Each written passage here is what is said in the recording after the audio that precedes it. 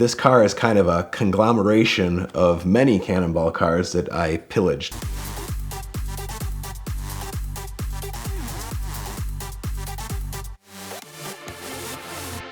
When I was originally figuring out what car would be the ultimate Cannonball car, I was torn between two vehicles. One being a Mercedes E63 AMG, the other being an Audi S6. The way I had learned about the Audi S6 is we actually had one at AMS as a development car for a short amount of time, and I remarked as soon as I saw the car just how boring looking the thing is and how much it's shaped and looks like a Ford Taurus.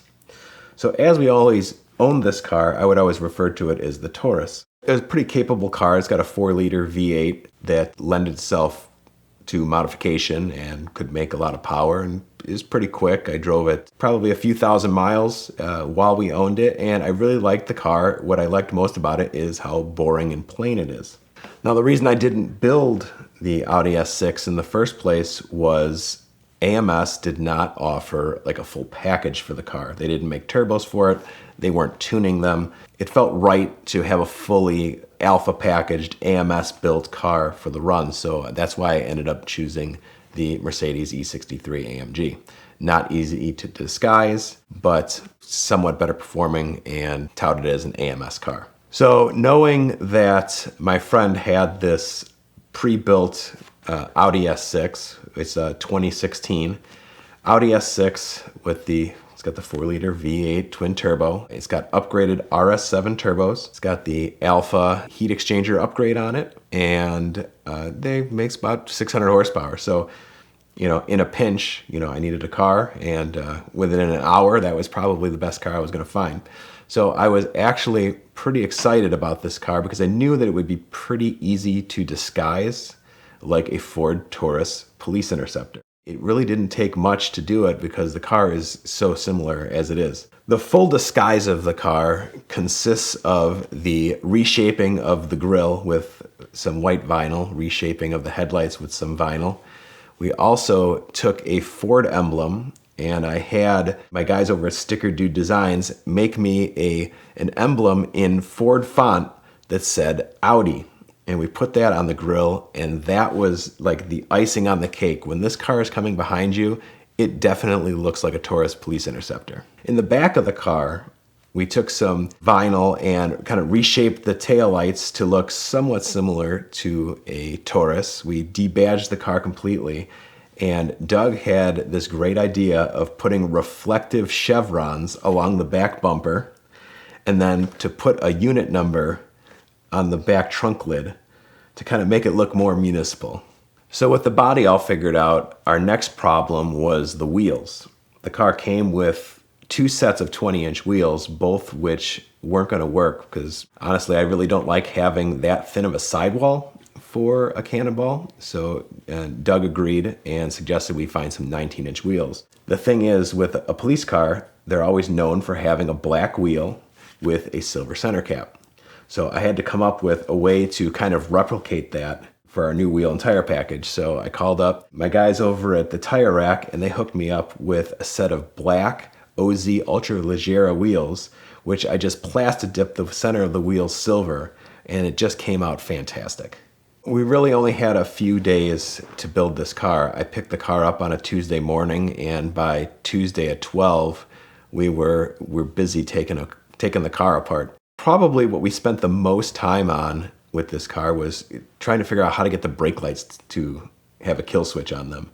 Audi has a very advanced light system. We got about 3/4 of the way, but we were running into a problem where it had like a parking light that would slightly illuminate, and at night, you would definitely see it. So we ended up having to reprogram the body control computer. We probably had a full day into all that, but we ended up getting it done. Now, as far as electronics go, with the short amount of time we had, we actually ended up taking the electronic stack that was in between the seats on the Corvette and simply removing it and putting it in the back seat of the S6 to kind of eliminate the whole having to mount electronics and everything else. we ended up pulling my Ford LTD part that I was supposed to take on the C2C Express. So we removed all the countermeasures, the radar detector, the laser diffusers, all the wiring and everything out of that car to transplant into the Audi S6.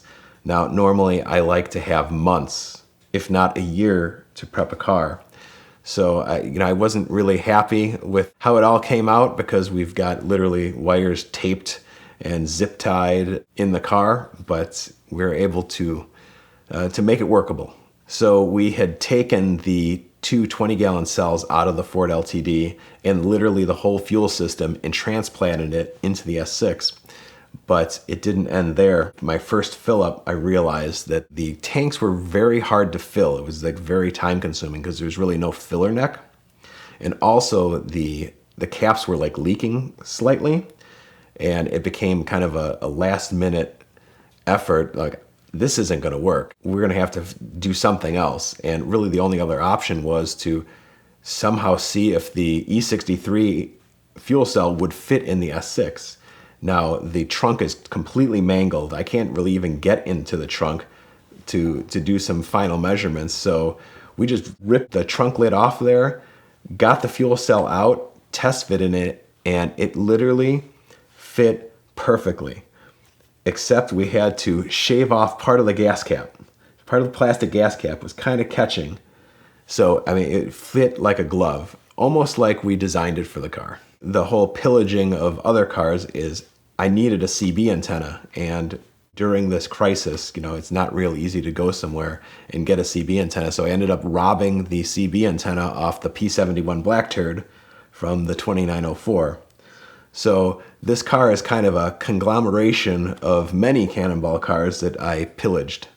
So when I got the car, it was tuned by APR, and I couldn't let that happen because a friend of mine, Mitch, owns Dyno Spectrum, and he's got a new D1 software out there. So he hooked me up with that, and it's got the map switching, which was really helpful because I was able to run the 93 maps for the first half of the country and then switch to 91 for the second half.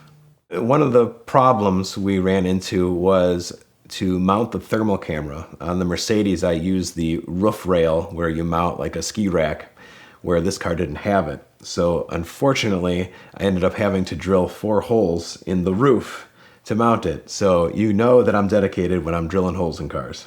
Over the course of a month trying to sort out what car we're going to use, there was a somewhat large sum of money spent. Thankfully, Doug bought the Corvette right, and we put it back to stock. So, we probably netted zero there. But with this S6, the way I justified it is, well, I clearly have to replace the E63, so now I got an Audi. So the S6 was set up pretty similar to the E63, although be it not as nicely. We ended up running the ALP laser diffusers. We had the same net radar detector, Passport Max 360 mounted on the dash. We had the Uniden 885 bear tracker, police scanner, and CB radio. This time we ended up running a smaller fixed mounted thermal camera that was run off Bluetooth on an iPad. Overall, although the car was not as nicely put together due to time constraints, I actually ended up liking this car better as far as layout goes. As far as screens, it was a lot nicer for the driver to kind of manage everything. So I was happy about that, even though I'd say overall the car, comparatively speaking to the E63, is 85% of the car that the E63 is. Clearly the E63 is better, but the Audi S6 is good enough.